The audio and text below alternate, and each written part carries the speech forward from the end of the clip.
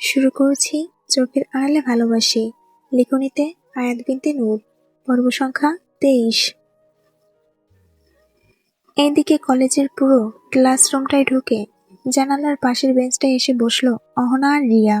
Class শুরু হতে এখনো কিছু সময় বাকি। চারপাশে ছেলে মেয়েদের হাসি ঠাট্টা, ব্যাগের চেনের শব্দ, চেয়ার টানাটানির আওয়াজ, সব মিলিয়ে চেনে একটা কোলাহল। কিন্তু এই কোলাহলের মাঝেও রিয়ার মুখটা অস্বাভাবিক রকম গম্ভীর। অহনা সেটা অনেকক্ষণ ধরে লক্ষ্য করছে। রিয়ার চোখে নেই সেই চঞ্চলতা, ঠোঁটের কোণে সেই চিরচেনা হাসিটা। মুখ ভার করে জানালার বাইরে তাকিয়ে বসে আছে। অহনা ধীরে ধীরে রিয়ার পাশে একটু সরে এসে বসলো। কণ্ঠটা নরম করে বলল, কি হয়েছে রে? সে কখন থেকে দেখছি মুখ কালো করে বসে আছিস। একটু থেমে আবার বলল, আর নিশি কোথায়? আজও কলেজে আসেনি নাকি? রিয়া গভীর একটা নিঃশ্বাস ফেলল। মনে হলো বুকের ভিতর জমে থাকা ভারী কষ্টটা নিঃশ্বাসের সাথে বের করে দিতে যাচ্ছে। তারপর ধীরে ধীরে বলল, জানিস অহনা, নিশির এই কটা দিনে অনেক পরিবর্তন হয়ে গেছে। অহনা ভ্রু কুঁচকে তাকালো। রিয়া কথাটা চালিয়ে গেল, ও আগের মতো আমার সাথে কথা বলে না, হাসি খুশি থাকে না। সবসময় মনে হয় ও যেন কিছু একটা লুকাচ্ছে, কিছু একটা চাপা কষ্ট বয়ে বেড়াচ্ছে। একটু থেমে গলা ভারী করে আবার বলল, আর সব থেকে বড় কথা কি জানিস? ওই যে 21 তারিখ আমাদের ওয়াল ফাংশন ছিল না? অহনা মাথা নেড়ে বলল, হ্যাঁ মনে আছে। রিয়া চোখ নামিয়ে বলল, সেদিন ভাইয়া নিশিকে কোথায় যেন নিয়ে চলে গেল, আর নিশি সেদিন রাতে আর বাড়ি ফেরেনি। এই কথাটা শুনে অহনার চোখ দুটো একদম বড় হয়ে গেল। মনে হলো যেন আকাশ থেকে পড়ে গেল সে। কি? অহনা প্রায় ফিসফিস করে বলল, তুই তো আমাকে এসব কিছুই বলিসনি রিয়া। আমি তো কিছুই জানি না, কবে থেকে এসব হচ্ছে? রিয়া ঠোঁট চেপে ধরে বলল, সেদিন রাতে ঝড় হয়েছিল, ভাইয়া বলেছিল রাস্তা খারাপ, তাই নিশি নাকি ওদের বাসায় আছে। আমরা সবাই বিশ্বাস করে নিয়েছিলাম। আর জানিসই তো, ভাইয়ার মুখের উপর আমাদের বাড়িতে কেউ কখনো কথা বলতে পারে না, তাই কেউ কিছু জিজ্ঞাসাও করেনি। কিছুক্ষণ চুপ থেকে আবার বলল, সব ঠিকঠাকই চলছিল, কিন্তু কালকে আমার সব ধারণা একদম পাল্টে গেছে অহনা। অহনা মনোযোগ দিয়ে তাকিয়ে আছে। রিয়া বলতে থাকলো, কালকে তুই চলে যাওয়ার পর আমি আর নিশি গাড়ির জন্য অপেক্ষা করছিলাম। ঠিক তখনই ভাইয়া এসে হাজির। এক কথায় নিশিকে নিয়ে চলে গেল। গলা আরো নিচু করে বলল, এমনকি কালকেও নিশি সারা রাত বাড়ি ফেরেনি। কোনো ঝামেলা না হয় তাই আমি বাসায় বলেছিলাম নিশি তোদের বাড়িতে আছে। এই কথাগুলো শুনে অহনা স্তব্ধ হয়ে গেল। মাথার ভেতর হাজারটা প্রশ্ন ঘুরপাক খাচ্ছে। মনে পড়েছে সেই ফারিস ভাইয়ের কথা, যে প্রপোজ করার অপরাধে নিশিকে গুনে গুনে 15টা চড় মেরেছিল। সেই মানুষটা হঠাৎ করে এত বদলে যাবে? অনেক কিছুতেই মিলাতে পারছে না। সে রিয়ার দিকে তাকিয়ে ধীরে ধীরে বলল, একটা কথা আছে, হয়তো তোকে অনেক আগেই বলা উচিত ছিল, আমি বলিনি। কিন্তু আজ এসব শোনার পর মনে হচ্ছে আর চুপ করে থাকা ঠিক হবে না। রিয়া উৎসুক চোখে অহনার দিকে তাকালো। কি কথা? অহনা গভীর নিঃশ্বাস নিয়ে বলল, নিশি ফারিস ভাইয়াকে ভালোবাসে রিয়া। রিয়ার চোখ ছানা বড়া। রিয়া বিশ্বাস করতেই পারছে না, কারণ নিশিতা আর তার ফারিস ভাইয়ের মধ্যে এমন কিছু থাকতে পারে। রিয়া অবাক হয়ে বলে, কি কি বলছিস তুই? অহনা বলতেই থাকলো, এটা 1-2 দিনের ব্যাপার না, পুরো 3 বছর ধরে ও ফারিস ভাইয়াকে ভালোবাসে। শুরুতেই আমাকে বলেছিল, আমি তখন মজা ভেবেছিলাম, কিন্তু পরে বুঝেছি ওর ভালোবাসাটা একদম সত্যি ছিল। রিয়া অবিশ্বাসের দৃষ্টিতে তাকিয়ে আছে। অহনা গলা ভার করে আবার বলল, নিশি নিজেই ফারিস ভাইয়াকে প্রপোজ করেছিল, কিন্তু উনি রাজি তো হননি, উল্টো নিশিকে চড় মেরেছিলেন। তারপর থেকে নিশি চেষ্টা করছিল ওনাকে ভুলে যেতে, এড়িয়ে চলতো, কথা বলতো না। এই কথা শুনে রিয়া কেঁপে উঠল। মানে, এসব আমি কিছুই জানি না? নিশি ভাইয়াকে ভালোবাসে আর আমিই জানি না? অহনা চুপ করে রইল। তার কাছে কোনো উত্তর নেই। রিয়া আবার বলল, তাহলে এই জন্যই ও কিছুদিন ধরে ভাইয়াকে অ্যাভয়েড করছিল? আমি কতবার জিজ্ঞাসা করেছি, কিছুই বলেনি। কিছুক্ষণ চুপ থেকে হতভম্ব কণ্ঠে বলল, কিন্তু একটা জিনিস আমি কিছুতেই বুঝতে পারছি না অহনা, যদি নিশি এড়িয়ে যাচ্ছিল তাহলে হঠাৎ করে এসব হলো কিভাবে? এই প্রশ্নের কোনো উত্তর কারোর কাছেই নেই। ঠিক তখনই ক্লাসরুমের দরজা খুলে স্যার ঢুকে পড়লেন। মুহূর্তেই পুরো ক্লাসরুম নিস্তব্ধ হয়ে গেল। সবাই নিজের নিজের জায়গায় সোজা হয়ে বসলো। অহনা আর রিয়াও চুপ করে গেল, কিন্তু তাদের মন আর ক্লাসে নেই। দুজনের মাথার ভেতর শুধু একটাই প্রশ্ন ঘুরছে, নিশি আর ফারিসের মাঝখানে আসলে কি চলছে?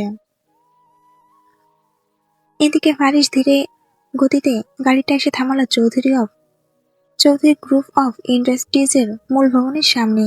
এই গ্রুপের অধীনে অসংখ্য অফিস থাকলেও এই অফিসটাই ছিল সবচেয়ে আলাদা, সবচেয়ে আধুনিক, সবচেয়ে আকর্ষণীয়। উঁচু কাচের দেওয়াল, ঝকঝকে মার্বেল ফ্লোর, সামনে সাজানো নান্দনিক গার্ডেন, সব মিলিয়ে দূর থেকে বোঝা যায় এটা শুধু একটা অফিস না, এটা ক্ষমতার আভিজাতের প্রতীক। ফারিস গাড়ির ইঞ্জিন বন্ধ করলো, কিছুক্ষণ চুপ করে বসে থাকলো। তারপর পাশের সিটে রাখা নিজের স্যুটটা হাতে নিল। গাড়ির দরজা খুলে বেরিয়ে এলো সে। চারপাশে ব্যস্ত কর্মচারীদের আনাগোনা, সিকিউরিটির সকল সতর্ক দৃষ্টি, সবকিছুর মাঝেও ফারিসের উপস্থিতি আলাদা করে চোখে পড়ার মতো। সে ধীরে ধীরে স্যুটটা পরে নিল, শার্টের কাফ ঠিক করলো, টাইটা সামান্য ঠিক করে নিল। আয়নার দিকে একবার তাকিয়ে কয়েক কদম এগোনোর পরে হঠাৎ করে ফারিসের ফোনটা বেজে উঠল। বিরক্তির ছাপ স্পষ্টভাবে ফুটে উঠল তার চোখে মুখে। পকেট থেকে ফোনটা বের করে স্ক্রিনে তাকালো। রাজীব। একটা ছোট নিঃশ্বাস ফেলে কলটা রিসিভ করলো। ওপাশ থেকে প্রায় তাড়াহুড়া করা গলায় রাজীব বলল, ভাইয়া কই তুমি? উনি তো এসে বসে আছেন, তুমি তো এখনো আসলে না।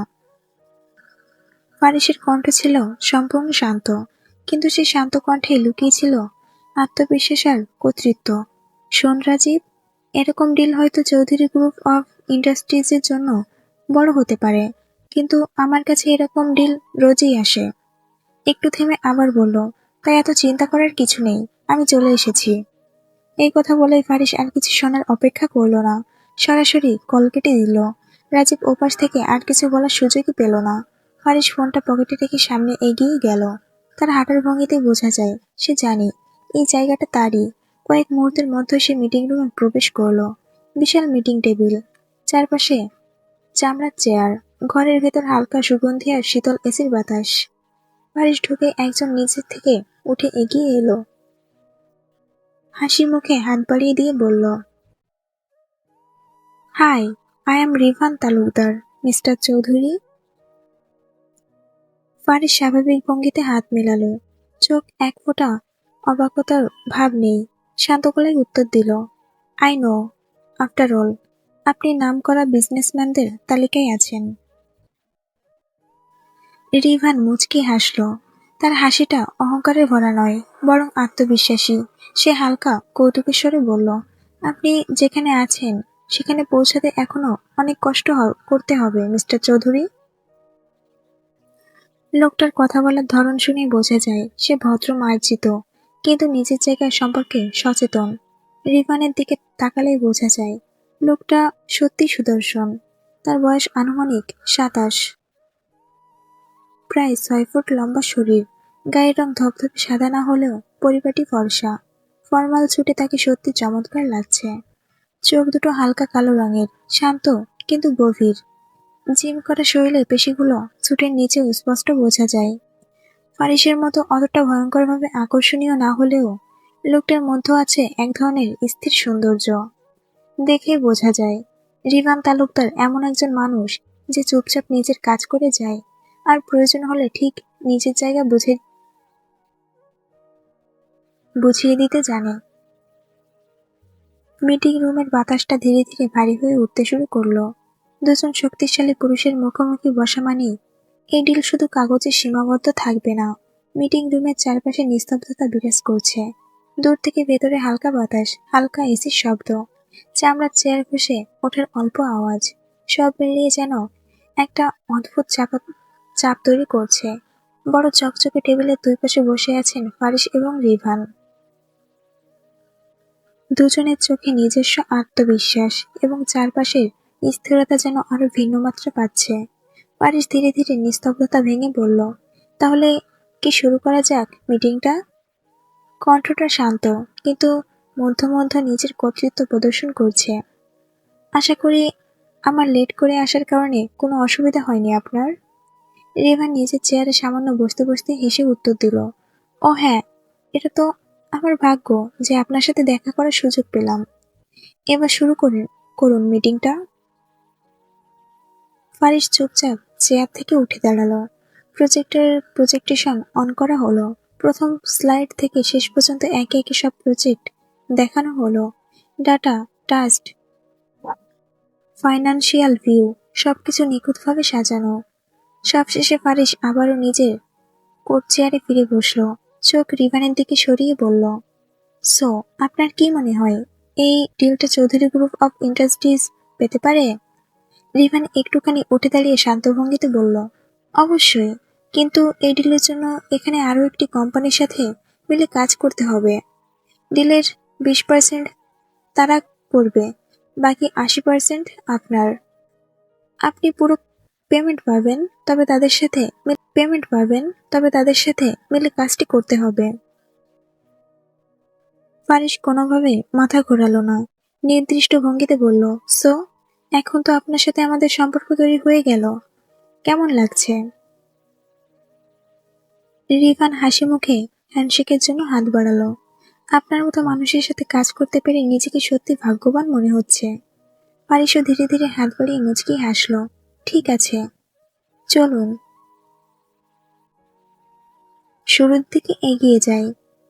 রাজীব পাশের চেয়ার থেকে সবটা পর্যবেক্ষণ করছিল। দম ফেলতে ভুলে গেছে।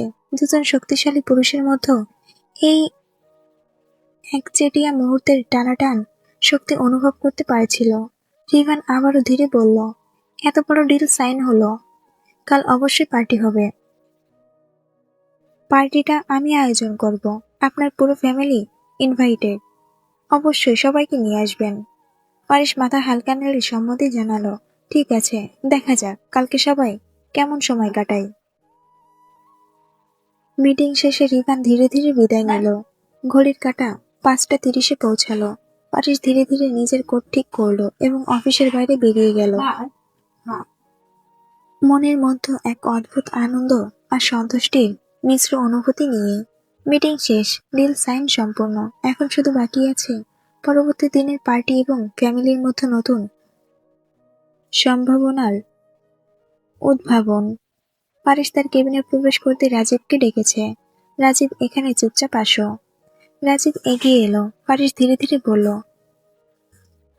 আমি আমার অফিসে যাচ্ছি। ওই দিকটা এখন শুধু নিহান সামলাচ্ছে, এবার আমিও সামলাবো। তুই দেখে নিস এই দিকটা ঠিকঠাক চলছে কিনা। আর কালকে আমাদের সাথে যে কাজ করবে ওই কোম্পানির সাথে দেখা হয়ে যাবে। আমি এখন আমার অফিসে যাচ্ছি। রাজীব একটু চিন্তিত হয়ে প্রশ্ন করলো, ভাইয়া, তুমি না থাকলে তো কি করে সব সামলাবে? আরো একটু থেকে গেলে কি হতো না? ফারিস ধীরে উঠে দাঁড়িয়ে রাজীবের দিকে তাকালো। কণ্ঠে ছিল দৃঢ়তা, চোখে আত্মবিশ্বাস। পারবি তুই। ফ্যামিলি বিজনেস যেমন আমার দায়িত্ব, তেমনি আমার নিজস্ব বিজনেসও সামলানো আমার দায়িত্ব। এই বলে ফারিস কেবিনের দরজা ধাক্কা দিয়ে বেরিয়ে গেল। তার পেছনে রাজীব খানিকটা অবাক হলেও একদিকে গর্ব অনুভব করলো। ফারিসের মধ্যে এমন শক্তি আছে যা দেখলে মনে হয় কোনো কিছুই তাকে থামাতে পারবে না। এইদিকে চৌধুরী ফিরে এসেছে। আফিয়া চৌধুরীর মা আগের তুলনায় অনেকটাই সুস্থ, তাই আজ তারা সবাই মিলিত হলো। আফিয়া চৌধুরী যদিও চেয়েছিলেন আর কয়েকদিন থাকবেন, কিন্তু আরাফাত চৌধুরী জোরাজোরি করে আছেন। কোনোভাবেই শান্তিতে বসে থাকতে পারছিলেন না, কারণ এত বড় একটা ডিল সাইন হবে, যদি কোনো সমস্যা হয়। যদিও তার মন ভরসা করেছে ফারিসের উপর, ফারিস সব ঠিকঠাক সামলে নেবে, তবুও চিন্তার রেখা মুছে যায় না। সিলেটের সব কাজ মিটিয়ে আলতাফ চৌধুরীও আজ এসে পৌঁছালেন। বাড়িতে ফিরে আফিয়া চৌধুরী আর আমিনা চৌধুরী রান্নার কাজে ব্যস্ত হয়ে পড়লেন। আর আরাফাত চৌধুরী ও আলতাফ চৌধুরী বারবার জানালার দিকে তাকাচ্ছেন, কারণ তারা সবাই অপেক্ষা করছে ফারিস কখন আসবে। তাদের কানে আগে খবর পৌঁছেছে ডিল ফাইনাল হয়ে গেছে। এভাবে বাড়িতে শৃঙ্খলা বজায় রাখার চেষ্টা চলছিল। ঠিক তখনই রাজীব হঠাৎ করে এসে উপস্থিত হলো। সে চুপচাপ আরাফাত চৌধুরীর পাশে এসে বসলো। ভাইয়া সব ঠিকঠাক সামলে নিচ্ছে আব্বু। কালকে মিস্টার রিভান পার্টি থ্রো করছে, আমরা সবাই ইনভাইটেড। আরাফাত চৌধুরী এক চুমুক চা নিলেন, তারপর ধীরে ধীরে মাথা হেলালেন। শুনেছি। ফারিস যে যোগ্য সেটা সবসময় প্রমাণ করেছে, আর আমি বাবা হিসেবে গর্বিত তার জন্য। তার চোখে ভরপুর ভালোবাসা আর গর্ব। নিজের ব্যবসাকে যতটা প্রাধান্য দিচ্ছে, এই কোম্পানিতেও ততটাই মনোযোগ দিচ্ছে। আমি মনে করি ভবিষ্যতেও ও এই কোম্পানির পুরো মালিক হবে। ওর উপর ভরসা আছে। এই বয়সে যেখানে পৌঁছেছে, আমি সেই বয়সে এসেও পৌঁছাতে পারিনি। প্রত্যেক কথাতেই তার বুক গর্বে ভরে উঠছে, চোখে আনন্দ, মুখে সন্তুষ্টি। পুরো রুমে যেন একটি অদৃশ্য গর্বের আবহাওয়া তৈরি হলো। এরপর তারা আরাফাত চৌধুরীর অভিজ্ঞতা, ব্যবসার দিক নির্দেশনা, ফারিসের ভবিষ্যৎ পরিকল্পনা সব নিয়ে দীর্ঘ আলোচনা শুরু করলো। দেখতে দেখতে 7:30 বেজে গেছে। ফারিস ধীরে ধীরে তার মার্সিডিজ গাড়ি চৌধুরী ভিলার সামনে থামালো। সারাদিনের ব্যস্ততা আর ক্লান্তিটা এখনো শরীরের মধ্যে লেগে আছে, কিন্তু মনের মধ্যে একটা তৃপ্তি ও শান্তি ভরেছে। গাড়ির দরজা খুলে নেমে সে ধীরে ধীরে বাড়ির ভেতর প্রবেশ করলো। প্রবেশ করার সঙ্গে সঙ্গে আরাফাত চৌধুরী এগিয়ে এসে ফারিসকে শক্ত করে জড়িয়ে ধরলেন। Congratulation my boy, you did it. Faris কেবল মুচকি হাসলো এবং ধীর কণ্ঠে বলল, থ্যাংক ইউ। ফারিস জানে এর থেকে বেশি কিছু বলার দরকার নেই। আরাফাত চৌধুরী চোখে গর্ব, মুখে সন্তুষ্টি, সবই তার জন্য যথেষ্ট। আরাফাত চৌধুরী একটু হেসে বললেন, তোমার জন্য এই ডিলটা হয়তো নর্মাল, কিন্তু আমাদের জন্য এটা অনেক বড়। আমি জানতাম তুমি পারবে। ঠিক তখনই আলতাফ চৌধুরী এগিয়ে এসে ফারিসের হাত ধরে বললেন, কংগ্রেচুলেশনস। ফারিস আবারও মুচকি হাসলো, কিন্তু এই আনন্দের মাঝেও তার চোখ যেন খুঁজছে কাউকে। বাড়ির চারপাশে সবাই আছে, কিন্তু যাকে সে খুঁজছে তাকে দেখতে পাচ্ছে না। ফারিস ধীরে ধীরে বলল, ওকে, তোমরা কথা বলো, আমি একটু রেস্ট নিচ্ছি, আজ অনেক ক্লান্ত। এই বলে ফারিস ধীরে ধীরে উপরে চলে গেল। উপরে ওঠার পর সে একবার নিশিতার রুমের দিকে তাকালো, চোখে হালকা মুচকি হাসি। আজ নিশিতা সারাদিন রুমের মধ্য থেকে বের হয়নি। সকালে পড়াশোনা শুরু করেছিল, কিন্তু পড়তে পড়তে দুইবারাই বিরতিতে উঠে গেছে। প্রথমে টেবিল থেকে উঠে গিয়ে শাওয়ার নিতে চলে গিয়েছে। শাওয়ার শেষে ড্রেস পরে চুল শুকিয়ে আবারও পড়াশোনায় মন দিয়েছে। বিকেলের দিকে সে ছাদে গিয়ে ফুলের গাছগুলোকে পানি দিয়েছে, তারপর নিচে এসে ঘুমিয়ে পড়েছিল। এখনো নিশিতার গভীর ঘুমে ভাঙেনি। ফারিস তার রুমের দরজা বন্ধ করে বসলো, চোখগুলো ভেতরে নিঃশব্দ ঘরটায়। মনে মনে ভেবেছিল, আজ সারাদিনের ব্যস্ততার পরও সে শুধু নিশিতাকে খুঁজে পেতে যাচ্ছে। একটা হালকা হাসি মুখে এসে গেল, যেন ঘুমান্ত নিশিতার অদ্ভুত শান্তি তাকে করছে। এদিকে দিনের সমস্ত কোলাহল আর ব্যস্ততার মাঝে আরাফাত চৌধুরী আর আলতাফ চৌধুরী দুজনেই ক্লান্ত শরীর নিয়ে নিজ নিজ রুমের দিকে চলে গেলেন ফ্রেশ হতে। সারাদিনের কাজের চাপ, আলোচনা আর চিন্তা ভাবনায় দুজনের মাথা ভার হয়ে আছে। ড্রয়িং রুমে তখন রাজীব একা বসে, হাতে ফোন, চোখ স্ক্রিনে আটকানো। কখনো কাউকে কল দিচ্ছে, কখনো মেসেজ টাইপ করছে। মনে হচ্ছে সে নিজে যেন বুঝে উঠতে পারছে না কি খুঁজছে বা কাকে খুঁজছে। ঠিক সেই সময়ে এই এত লোক, এত কথা, এত ব্যস্ততার মাঝখানে হঠাৎ করে একটা নাম যেন মনে হলো, রিয়া। আফিয়া চৌধুরীর বুকের ভেতরটা অকারণেই কেঁপে উঠল। মাথার ভেতর হঠাৎ একটা প্রশ্ন এসে আঘাত করলো, রিয়া কোথায়? ও তো সারাদিন বাড়ি ফেরেনি। এখন পর্যন্ত কেউকে চোখেও দেখেনি। বাড়িতে ঢোকার পর থেকে রিয়া আর নিশি, এই দুজনকেই যেন কোথাও খুঁজে পাওয়া যাচ্ছে না। চিন্তার রেখা স্পষ্ট হয়ে উঠল আফিয়া চৌধুরীর কপালে। তিনি রাজীবের দিকে তাকিয়ে একটু উৎকণ্ঠার সুরে বললেন, রিয়া কোথায় রে রাজীব? তুই তো ওকে নিয়ে এলি না, আর সারাদিন কোনো খোঁজও নেই কেন? এই কথাগুলো শুনে রাজীবের মাথায় যেন কেউ জোরে একটা ধাক্কা দিল। সত্যি তো, বাড়ি ফেরার পরও রিয়াকে তো একবারও চোখে পড়েনি। কোথাও কোনো শব্দ নেই, কোনো উপস্থিতি নেই। রাজীবের বুকের ভেতরটা হালকা অস্থির হয়ে উঠল। নিজের অজান্তেই মনে মনে ভাবল, কোথায় গেল মেয়েটা? রিয়া তো কোনোদিন এমন দেরি করে না। আর এক মুহূর্ত দেরি না করে রাজীব সরাসরি রিয়ার নাম্বারে কল দিল। সত্যি বলতে কি এই মুহূর্তে ওদের সবাই নিজের নিজের কাজে অপরাধী মনে হচ্ছে। এত বড় বাড়িতে এত মানুষ থাকা সত্ত্বেও একটা মেয়ের অনুপস্থিতি কারো চোখে পড়েনি। রিয়া যে এখনো বাড়িতে ফেরেনি এই কথাটাই যেন সবার মাথা থেকে মুছে গিয়েছিল। এদিকে একেবারে ভিন্ন একটা পরিবেশ। অহনার রুমে রিয়া আর অহনা দুজনে বিছানার উপর বসে হালকা আড্ডায় মেতে আছে। কলেজের কথা, পরীক্ষার চাপ, নোটস আর পড়াশোনার নানা হিসাব সবকিছু মিলিয়ে সময়টা কেটে যাচ্ছিল অজান্তে। হঠাৎ করেই রিয়ার ফোনটা বেজে উঠল। স্ক্রিনে চোখ পড়তেই রিয়া একটু থমকে গেল। রাজীব ভাইয়ার কল। তার ভাই কল করেছে। মনে অজানা একটা ভয় ঢুকে পড়ল। তাড়াতাড়ি ফোনটা রিসিভ করলো সে। ওপাশ থেকে রাজীবের গম্ভীর কণ্ঠ। কোথায় তুই রিয়া? এত রাত হয়ে গেছে এখনো বাড়িতে ফিরিসনি কেন? ড্রাইভার তো তোকে নিতে গিয়েছিল। একটার পর একটা প্রশ্ন, প্রতিটা প্রশ্ন যেন চাপ হয়ে নেমে আসছে। রিয়া একটু ঘাবড়ে গেল। হাতের তালু ঠান্ডা হয়ে এলো। আসলে কলেজে শেষ হওয়ার পর অহনা জোর করে রিয়াকে নিজের বাড়িতে নিয়ে এসেছে। রিয়া প্রথমে যেতে চায়নি, কিন্তু অহনা জেদ আর অনুরোধের কাছে শেষমেশ হার মানতে হয়েছে। রিয়া ধীরে ধীরে বলল, আসলে ভাইয়া, আমি অহনাদের বাড়িতে সামনের পরীক্ষা তো, তাই নোটসগুলো নিতে এসেছিলাম। এখন মাত্র 16 দিন পরীক্ষা। এখন মাত্র 16 দিন পর পরীক্ষা। এই সময়টা খুব ইম্পর্টেন্ট।